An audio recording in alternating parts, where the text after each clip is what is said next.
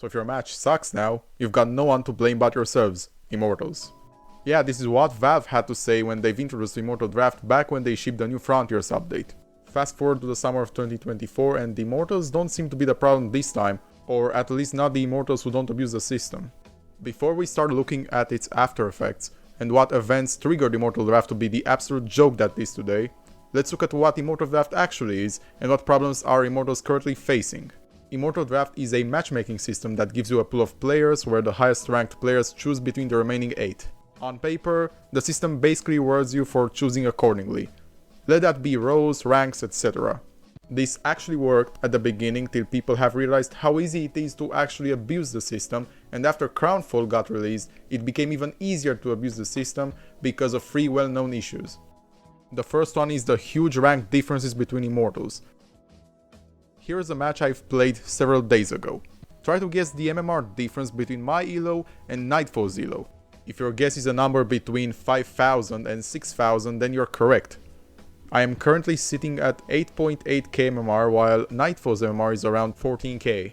This is like matching a Divine player with a Herald player.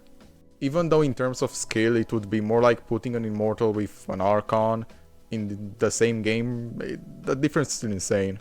I shouldn't be in the same game as pros who play 12 games a day for a living.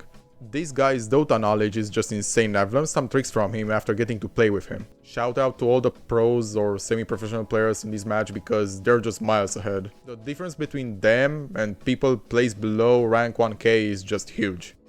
The second issue is something that everyone has complained about ever since it was introduced, and that's parties being allowed in separate teams. I think you can already see where this is going, because if you've come from Reddit or if you surf Reddit once in a blue moon like I do, you've surely seen a post about this, and if you're not, we'll get that soon. And that leads us to the last issue, which was introduced with Crownfall, and it is not necessarily an Immortal Draft issue. Double down tokens.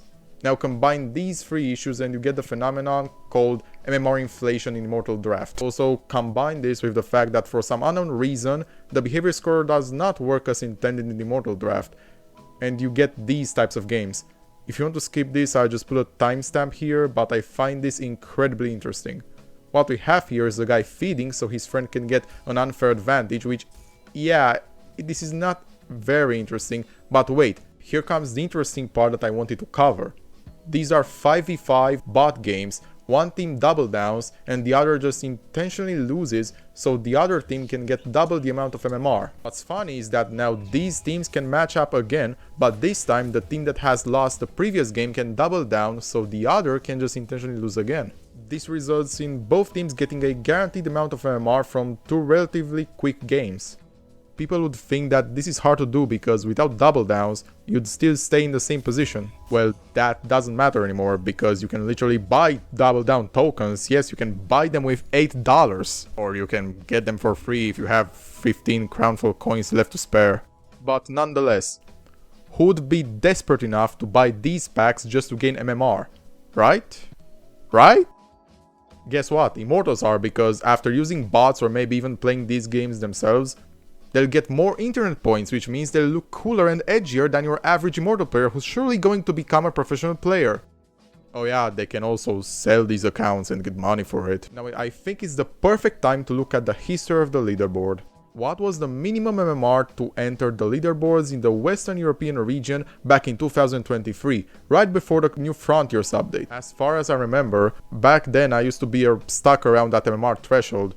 It used to be around 6.3k or 6.5k, and in January of 2024 it grew to, I think, 6.8k. I'm not sure about this one, because I think it actually used to be 7.1k MMR, but regardless, now it's exceeded or it's close to exceeding 8k MMR. That's a 2000 MMR increase in 1 year, you've heard it right, 2000 MMR. What event in particular has triggered this more than any other? Well, Crownfall. Even though this is probably one of the greatest events Valve has ever produced, giving people unlimited double down tokens was a radical mistake.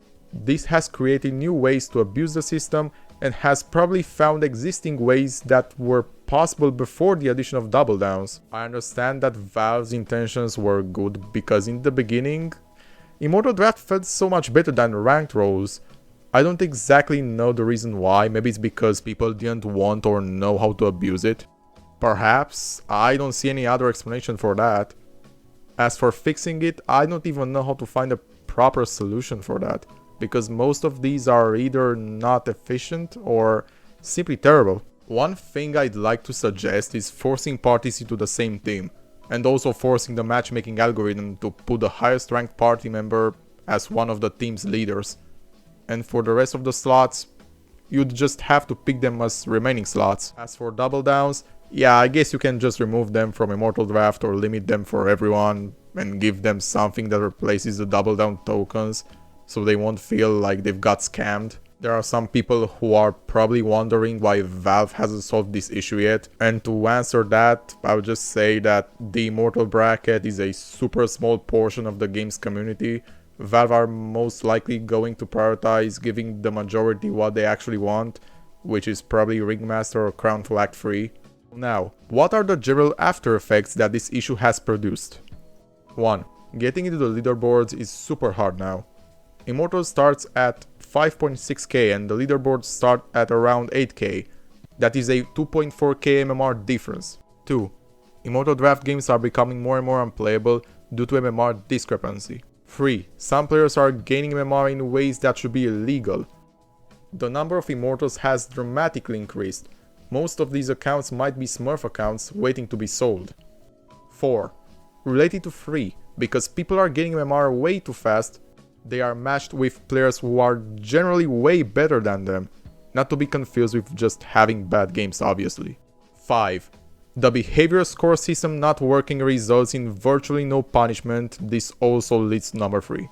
6. Something that I haven't mentioned at the beginning and it's not an after effect is that Dota Plus avoid lists do not work in Immortal Draft. The problem is that this working would also lead to other possible mechanics that could be abused. I will leave a comment down below to explain one possible abuse mechanic that could be introduced with the addition of the avoid lists. If you like this video, consider subscribing and I'd like to hear some suggestions regarding this issue. And as always, I will see you in another video.